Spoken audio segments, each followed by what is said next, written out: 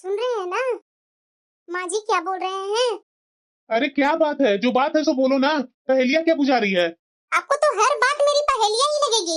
देवर जी का शादी किए हुए 1 महीना ही नहीं हुआ और माँ जी बोल रहे हैं कि देवर जी के साथ है छोटी को भी भेज देने के लिए शहर में। तो क्या हो गया? भेजने दो उसे। वाह वाह वाह, माँ के साथ बेटा भी हाँ में हाँ मिला रहे हैं। क्या मेरा मन नहीं करता आपके साथ रहने को? एक कल की आई हुई छोटी को ही अपने पति के साथ रहने का मन करता है। बहू, मैं फोन रखती हूँ, बाद में बात करती हूँ आपसे। हाँ माँ जी, तुम मेरे बेटे से क्या चुगली कर रही थी? चुगली क्या कर रही थी? जो सच है वो मैं बोली हूँ। तुम ही एक सच बोलती है और बाकी घर का सब गलत ही बोलते हैं ना। छोटे का कल फोन आया था, वो बोल रहा था वहाँ उसको बहुत दिक्कत हो रही है, न ढंग से खाना खा रहा है न उसका कोई ख्याल रखने वाला है, इसीलिए वो छोटी को लेकर के शहर जाएगा। अब वहाँ छोटी बहू रहेगी तो उसे 2 टाइम का खाने का टेंशन तो नहीं ना होगी?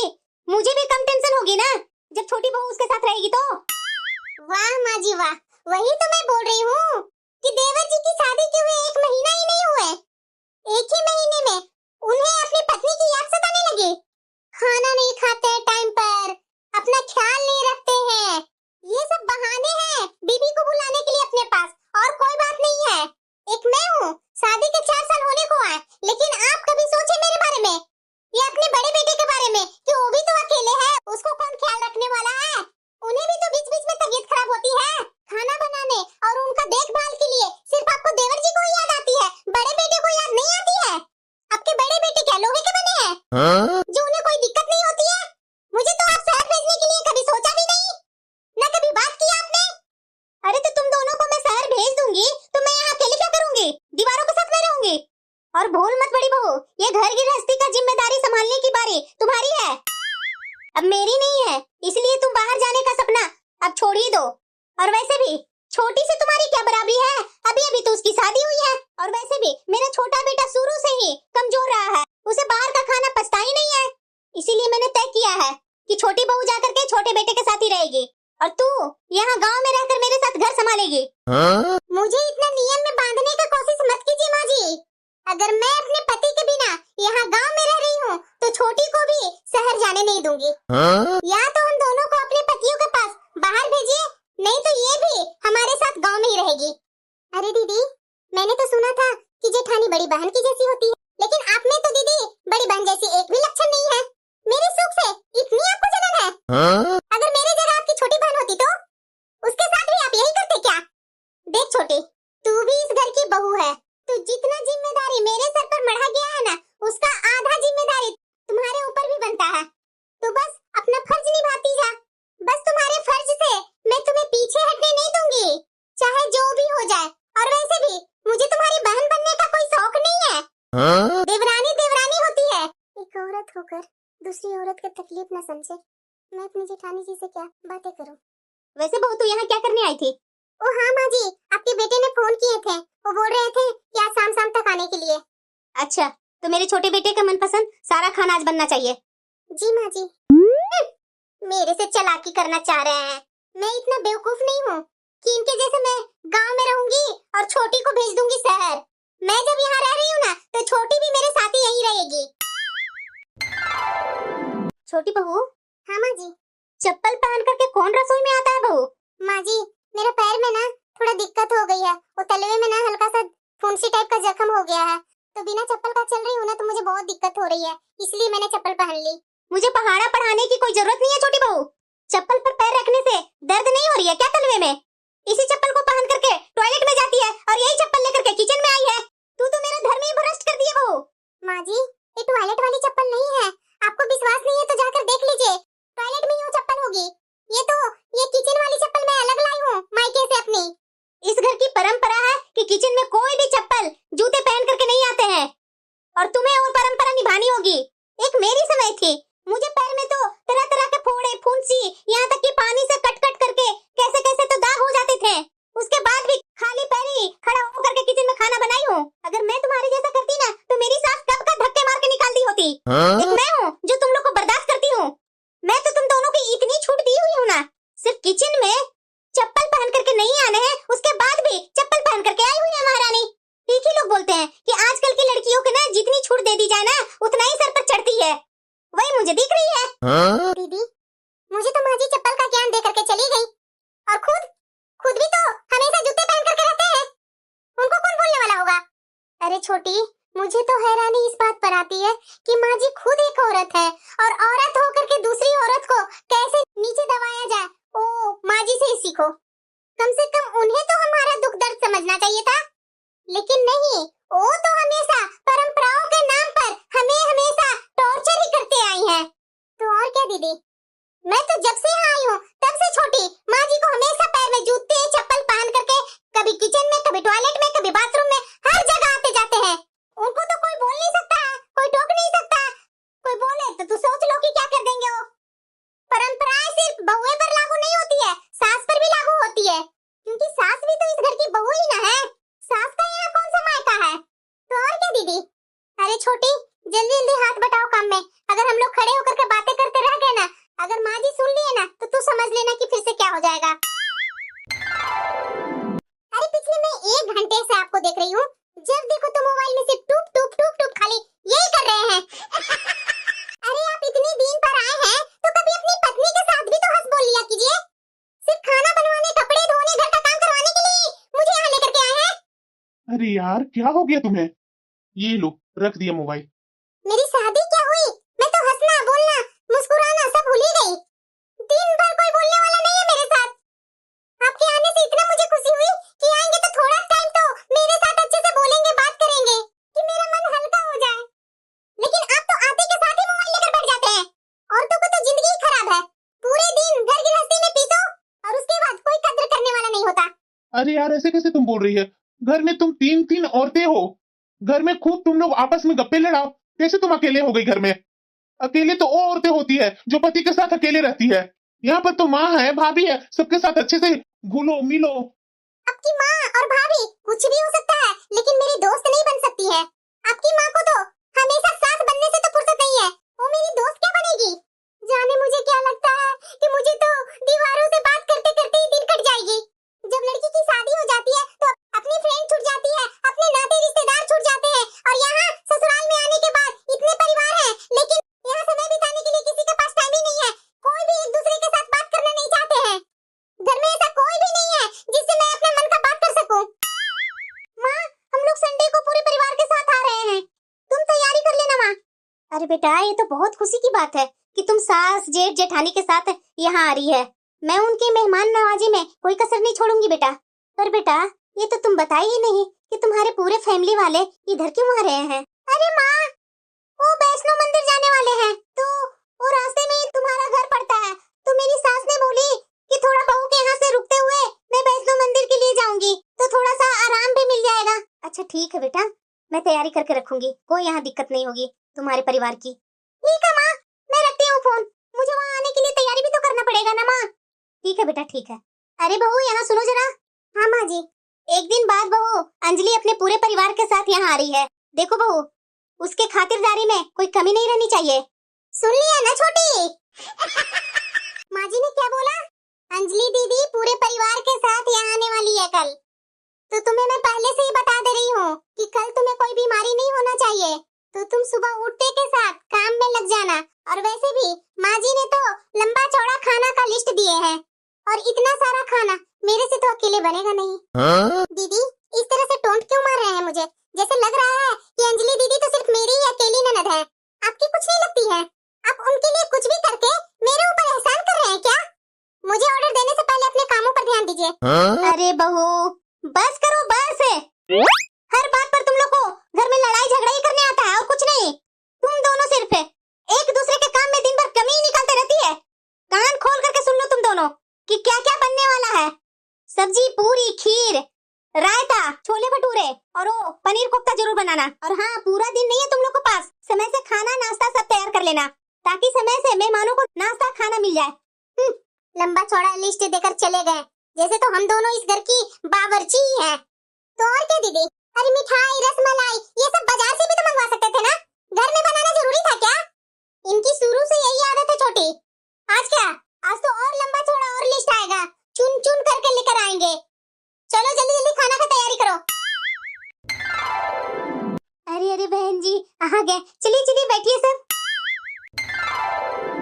दीदी, सबका नाश्ता तो हो गया, अब चलिए आप लोग बैठिए, हम दोनों आप लोग के लिए खाना निकालते हैं। अरे भाभी ऐसे कैसे, आप दोनों कब खाएंगे? अरे दीदी आप बैठिए ना अपने ससुराल वाले के साथ, फिर सबको खिलाने के बाद हम लोग लास्ट में खा लेंगे। ऐसे कैसे भाभी, आप ऐसा कीजिए, सारे जेंट्स के लिए खाना आप पहले निकाल दीजिए, सब जेंट्स खा लेंगे, उसके बाद हम लेडीज सब बैठ करके खा लेंगे बाद में। बोलिए कैसा रहा? अरे नहीं नहीं दीदी, बहुत लेट हो जाएगा, आप बैठिए ना, हम लोग आप लोग के लिए खाना निकालते हैं ना। हमारा क्या है दीदी, हमारा तो आदत है।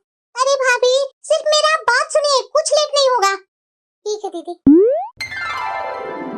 दीदी सारे लोग खाना खा लिए हैं, अब माँ लोग को खाना निकाल देते हैं ना।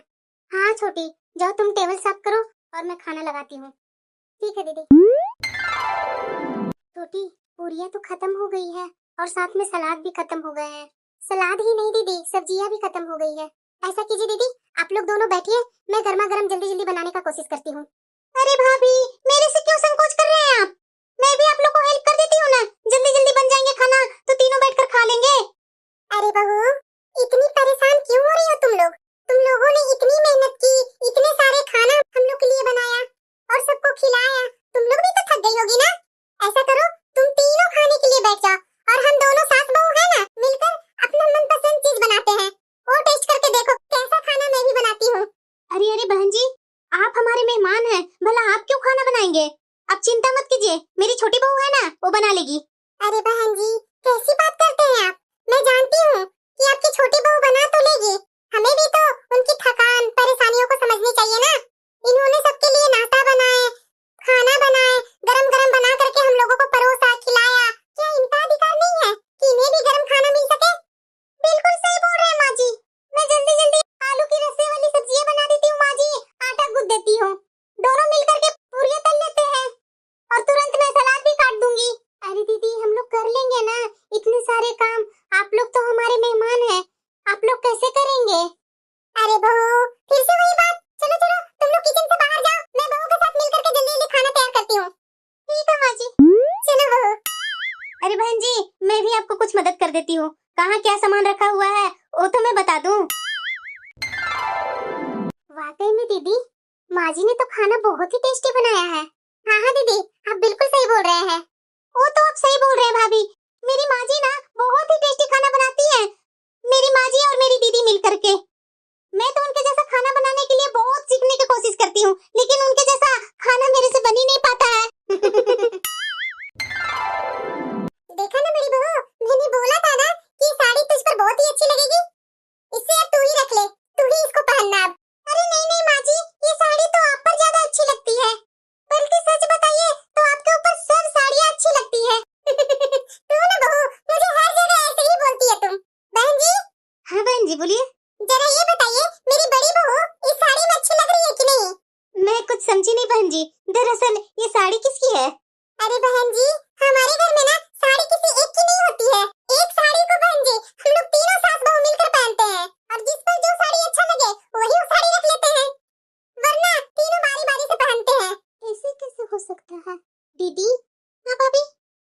दीदी क्या आपकी सासू माँ आपके ससुराल में ऐसे ही रहती है, इतनी खुशमिजाज, बल्कि अपने हाथ से खाना बना करके बहू को खिलाना, और इतना ही नहीं आपस में आप लोग तीनों मिल बांट कर साड़ियाँ पहनते हैं। भाभी हम लोग तीनों सास बहू, देवरानी जेठानी सास, एक दूसरे के साथ दोस्त के जैसा रहते हैं, एक दूसरे को सुख दुख में काम आते हैं और अपने ईगो के लिए एक दूसरे को परेशान नहीं करते हैं। और मेरी माँ जी भी हमारी परेशानियों को अच्छे से समझते हैं, इसलिए भाभी हम लोग को तो ठंडी आने से पहले ही मोटे वाले सूट सिलवाने के लिए बोल देते हैं कि साड़ी मत पहना करो बहू, साड़ी में बहुत ठंडी लगेगी, वो पेट खुला खुला रहता है, पीठ खुला खुला रहता है, यहाँ तक कि घरों में स्लीपर ला कर दे देते हैं कि बहू खाली पैर फर्श पर मत चला करो, ठंड लग जाएगी। अरे भाभी वाकई में मेरी सासू माँ ना बहुत ही अच्छी है, ना तो मेरी सास है सास वाली रौब झाड़ती है और ना हम बहू है सास को देखकर नाक मुंह सिकोड़ते हैं, मिलजुल कर रहते हैं भाभी हम लोग और एक दूसरे को आदर और सम्मान देते हैं, और यहाँ तक कि भाभी हम लोग तो साथ में मिलकर शॉपिंग करने भी जाते हैं, और साथ में भाभी हम लोग सारे काम मिल बांट करके कर लेते हैं और पता भी नहीं चलता कब काम चालू हुई थी कब खत्म हो गई, और इतना तक भाभी बीमारी में भी एक दूसरे का साथ देते हैं। इतना समझ लीजिए भाभी हंसी खुशी जीवन कट रहा है एक दूसरे के साथ, और प्यार से कैसे टाइम निकल जाता है कि मुझे पता भी नहीं चलता है। दीदी आपकी जेठानी सास ताना नहीं देती है? अरे नहीं भाभी, बिल्कुल भी नहीं। बल्कि माँ जी तो मुझे अपनी बेटी के जैसे ट्रीट करती हैं और मेरी जेठानी और मैं दोनों बेस्ट फ्रेंड हैं। अरे क्या हुआ माँ, मुझे यहाँ खींच करके ले आई तुम? अरे बेटा, मेरा मन था ना कि तुम 2-3 दिन यहाँ रुक जाती। तुम्हारे ससुराल वाले सब 4 धाम की यात्रा पर जा रहे हैं ना, वो वैष्णो मंदिर जा रहे हैं ना, उन्हें जाने दो ना। तुम थोड़ा दिन मेरे पास रुक जाती ना। पर क्यों माँ? अरे बेटा, तू चली जाएगी ना तो मुझे बहुत खाली खाली सा लगेगा। अभी तू पास में रहना बेटा, मुझे कुछ दिन तो अच्छा लगेगा ना। बोलो तो मैं तुम्हारी सास से बात कर लेती हूँ। अरे क्या माँ, 2 बहुएं हैं तुम्हारी घर में, उनसे जी भर के बात करो ना। अरे बेटा, तुम्हारी दोनों भाभियां मेरे से क्या गप लगाएगी? आखिर सास सास होती है। बहू की मजाल है कि वो दोनों मेरे पास आकर बैठेगी और मेरे से सवाल जवाब लगाएगी। और वैसे भी बेटा, ये दोनों ना एक दूसरे को सुहाती नहीं है। बात बात पर तो दोनों कलेश मचा के रखती है घर में। अरे बेटा, क्या उन लोग कोई बात लेकर के बैठ गई है? छोड़ना उन लोग कोई बात। अरे माँ, वो दोनों कलेश मचाती है घर में तो तुम तो समझदार हो ना, तुम तो समझा सकती है ना दोनों को। घर का माहौल ऐसा बनने ही क्यों देती है माँ तुम? और वैसे भी छोटी भाभी के आए हुए तो 1 महीना ही हो रहा है, वो भी लड़ने झगड़ने लगी क्या माँ? अरे बेटा, ये सब बातें छोड़ ना। क्या इन लोगों का बात निकाल करके तुम भी बात करने लगी? तुम ये बता, तू रुक रही है या नहीं? माँ, इतना जल्दी तुम गुस्सा होने लगती है, बात को तो समझा करो ना। अब तुम तो सामने देख रही है ना माँ, मेरी सास भी यहाँ आई हुई है। तुम देखी है कि मेरी सास को हम दोनों बहुओं पर कमांड करते हुए, बल्कि वो तो हम दोनों को बहुत ख्याल रखती है। अभी देख नहीं रही है, दोनों भाभियों को भी ख्याल रखने लगी, अपने हाथों से खाना बना करके खिलाने लगी। ये सब देख करके तो तुम कुछ सीख सकती है ना माँ। अरे बेटा, यहाँ तो तुम्हारी सास है अपना दिखावा करने के लिए मेरी दोनों बहुओं को और तुम्हारे लिए खाना बना करके दी। ऐसा थोड़ी ना करते होंगे हमेशा। ये क्या बोल रही है माँ? ऐसी मेरी सास बिल्कुल भी नहीं है। जैसे तुम्हें दिख रहा है ना, बिल्कुल वैसे ही मेरी सास है। यहाँ क्या दिखावा करना माँ? और मैं क्या अपनी सास के बारे में झूठ बोल रही हूँ तुमसे? और सच बताओ माँ, मैं तो अपनी सास और जेठानी को इसलिए यहाँ लेकर के आई थी ताकि तुम देख सको कि एक घर में 3 सास और बहू मिलकर के खुशी खुशी रह सकती है। जरूरी नहीं होती है माँ कि एक जगह 3 औरतें रहती है तो सिर्फ लड़ाइयाँ ही होती है। हम लोग को देख करके तुम्हें समझ में नहीं आ रही है माँ? माँ, कल तुम भी तो किसी की देवरानी, जेठानी, बहू, भाभी सब थी ना, फिर आज तुम अपनी बहुओं के साथ ऐसा क्यों कर रही है? माँ, औरत होने के नाते तुम लोग तीनों सास बहू तो बन गई, लेकिन आपस में एक दोस्त नहीं बन पाई। जिस दिन तुम अपनी बहुओं से दोस्ती कर लेगी ना, तो ये पूरे दिन तुम्हें काटने को नहीं तोड़ेगा और ना ही तुम मुझे रोकने को कोशिश करेगी। माँ, ये बहुएं किसकी है? तुम्हारी ही है ना? जैसे अपने बेटे को, बेटी को इतना लाड़ प्यार दी, वैसे ही अपनी बहुओं को लाड़ प्यार देगी तो क्या प्रॉब्लम हो जाएगी माँ? आखिरकार रहना है बहुओं को साथ ही, ना कि पूरा दिन अपनी बेटी के साथ तुम्हें रहना है, ना ही तुम्हें अपने बेटे के साथ रहने हैं। तो फिर क्यों माँ अपने आप को तुम बोलती है कि मैं सास हूँ? मेरे सामने मेरी बहुएं सवाल जवाब क्यों करेगी? अरे माँ, ये सब कुरीतियों को खत्म करो। ये पहले होते थे, अब ऐसा नहीं होता है माँ। अगर तुम अपने आप को सास बोलते रहेगी कि मैं सास हूँ, मैं बहुओं से बात नहीं करती हूँ, मैं बहुओं को साथ है उसका साथ नहीं दूंगी, तो कैसे चलेगा माँ? एक दूसरे से कटे कटे रहोगे आप लोग। बेटा, तू बिल्कुल सही बोल रही है। मैं अपनी बहुओं को तकलीफ को कभी तकलीफ माना ही नहीं, कभी उनके साथ हमदर्दी नहीं दिखाई, न प्यार से देख करके उनके तरफ कभी मुस्कुराई, न कभी उनके साथ प्यार से बैठ करके 2 बातें की। हमेशा बेटा मैं अपने सास होने की गुरूर में चूर रही। जैसी राह अपनी बहुओं को दिखाई, उसी राह पर मेरी दोनों बहुएं चलती गई। ऐसे ही होते होते घर का माहौल ऐसा हो गया कि सब अपने आप में रहने लगे। माँ, अगर अब तुम्हें अपनी गलती का एहसास हो गया है ना, तो अब तुम गलती को सुधार सकती है। अगर तुम बदलोगे, तुम्हारे साथ साथ दोनों भाभियां भी बदल जाएंगी। माँ जी, आज मुझे दीदी की बात सुनकर मुझे अब एहसास होने लगा है माँ जी कि मैंने भी आपके साथ गलतियाँ की हूँ। हाँ माँ जी।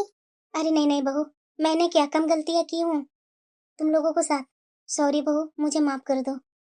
और हाँ बहू, तुम दोनों मेरे बेटे के साथ बाहर जाना चाहती थी ना, तो मैं एक उपाय सोची हूँ कि कुछ दिन के लिए बड़ी बहू चली जाएगी मेरे बेटे के पास, और वो जब यहाँ आएगी उसके बाद छोटी बहू चली जाएगी छोटे के पास। थैंक यू माँ जी, और थैंक यू दीदी। अरे भाभी, थैंक यू की क्या जरूरत है? मैं तो हमेशा मनाती हूँ कि मेरा मायका हमेशा हंसता खिलता रहे। वो तो ठीक है दीदी, लेकिन हम लोग अपने दिल से आपको थैंक यू बोल रहे हैं कि आपने तो हमारी लड़ाई का जड़ ही खत्म कर दिए। अगर दीदी आपके जैसे सब घर में नंद हो जाए ना, तो किसी को भी ननद से प्रॉब्लम नहीं होगी, बल्कि हर समय ननद का आने का